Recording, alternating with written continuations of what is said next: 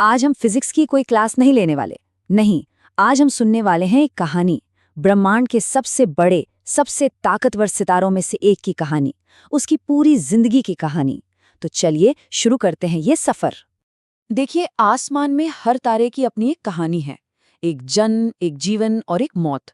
लेकिन कुछ कहानियां इतनी जबरदस्त और इतनी हिंसक होती है ना कि वो पूरे ब्रह्मांड का नक्शा ही बदल देती हैं। तो आज हम ऐसी ही एक कहानी को परत दर परत खोलने जा रहे हैं। किसी भी जीवनी की तरह हमारी कहानी भी शुरू होती है, बिल्कुल शुरुआत से, एक तारे के जन्म से। तो ये कहानी शुरू होती है गैस और धूल के एक बहुत बहुत बड़े बादल से।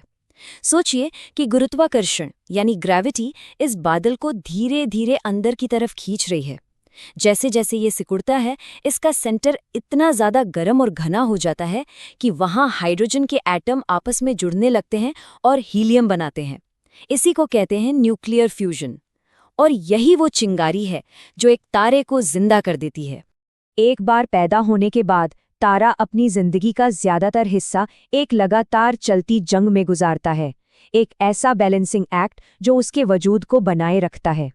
एक तारे की पूरी जिंदगी ना असल में एक जंग है, एक रस्साकशी का खेल समझ लीजिए। एक तरफ है ग्रेविटी जो तारे को अंदर ही अंदर कुचल देना चाहती है, और दूसरी तरफ है उसके कोर में धधकती आग यानी न्यूक्लियर फ्यूजन जो जोर से बाहर की तरफ धक्का दे रही है। और कमाल की बात यह है कि अरबों सालों तक ये दोनों ताकतें एक दूसरे को बैलेंस करती हैं, और बस इसी बैलेंस की वजह से तारा चमकता रहता है।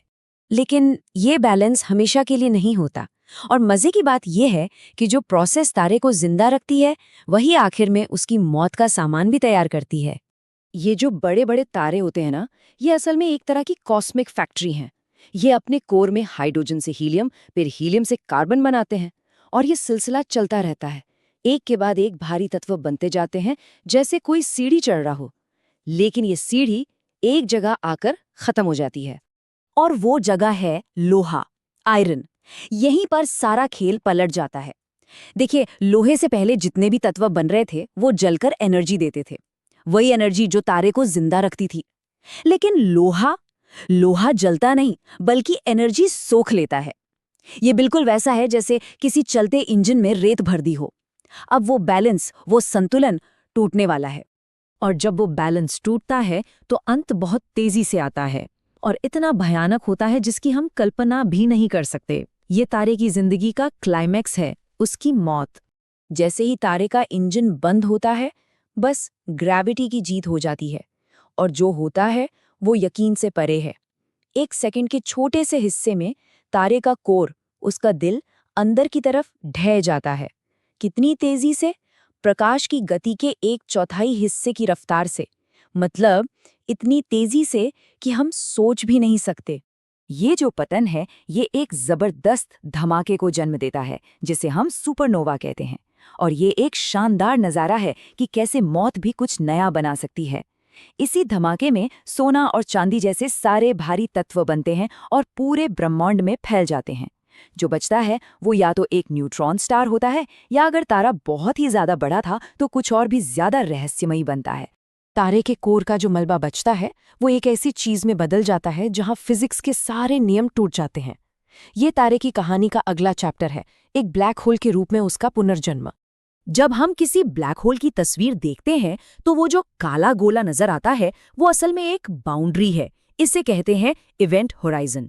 ये वो पॉइंट है जहां से वापसी का कोई रास्ता नहीं है।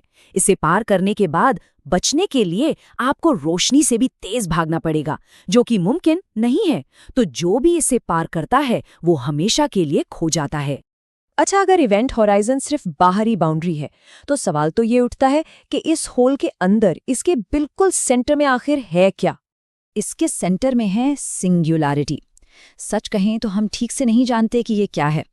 हो सकता है ये एक ऐसा पॉइंट हो जहां तारे का सारा मास एक ही जगह सिमट गया हो, जिसकी कोई लंबाई चौड़ाई ना हो।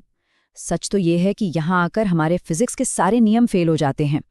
ये ब्रह्मांड के कोड में एक एरर जैसा है। ब्लैक होल के पास समय भी अजीब तरह से काम करता है। मान लीजिए कोई बाहर से देख रहा है और कोई चीज ब्लैक होल में गिर रही है, तो बाहर वाले को वो चीज़ इवेंट होराइजन के पास आकर धीमी होती हुई, लाल पड़ती हुई और फिर हमेशा के लिए वहीं जमी हुई दिखाई देगी। लेकिन जो गिर रहा है उसके लिए बाकी का पूरा ब्रह्मांड बहुत तेजी से आगे बढ़ता हुआ दिखेगा, जैसे वो भविष्य देख रहा हो। तो अगर कोई इस बाउंड्री को पार कर ही ले तो क्या होगा? साइंटिस्ट के पास दो बहुत ही डरावने जवाब हैं। पहला है स्पैजेटिफिकेशन, मतलब ग्रेविटी आपको नूडल्स की तरह खींचकर एटम दर एटम तोड़ देगी। और दूसरा है फायरवॉल थ्योरी। इसके हिसाब से बाउंड्री पार करते ही आप एनर्जी की एक दीवार से टकराकर राख हो जाएंगे। दोनों में से कोई भी रास्ता अच्छा नहीं है। लेकिन क्या ये कहानी का अंत है? नहीं। तारे की इस कहानी का आखिरी चैप्टर सबसे लंबा और सबसे धीमा है। ब्लैक होल का धीरे धीरे गायब होना। माना जाता है कि ब्लैक होल भी हमेशा के लिए नहीं है। वो एक प्रोसेस के जरिए बहुत बहुत धीरे धीरे एनर्जी खोते हैं, जिसे कहते हैं हॉकिंग रेडिएशन। होता ये है कि खाली स्पेस में लगातार पार्टिकल्स के जोड़े बनते और मिटते रहते हैं। जब ऐसा इवेंट होराइजन के बिल्कुल किनारे पर होता है तो एक पार्टिकल अंदर गिर जाता है और दूसरा बाहर निकल जाता है और अपने साथ ब्लैक होल की थोड़ी सी एनर्जी ले जाता है। ये प्रोसेस इतनी ज्यादा धीमी है कि हम सोच भी नहीं सकते। एक ब्लैक होल को पूरी तरह गायब होने में गूगल साल लग सकते हैं। गूगल मतलब 1 के आगे 100 जीरो। ये नंबर ब्रह्मांड की आज तक की उम्र से भी खरबों खरबों गुना ज्यादा है। और जब ये ब्लैक होल अपने अंत के करीब पहुंचेगा तो अरबों एटम बम की ताकत के साथ एक आखिरी जबरदस्त धमाके में फट जाएगा। ये समय इतना लंबा है कि जब आखिरी ब्लैक होल इस तरह फटेगा तो उसे देखने के लिए कोई नहीं बचेगा। ब्रह्मांड तब तक बिल्कुल खाली हो चुका होगा। तो एक तारे की ये हिंसक और शानदार कहानी हमें एक आखिरी सवाल पर छोड़ जाती है। जब सब कुछ खत्म हो जाएगा तो उसके बाद क्या होगा?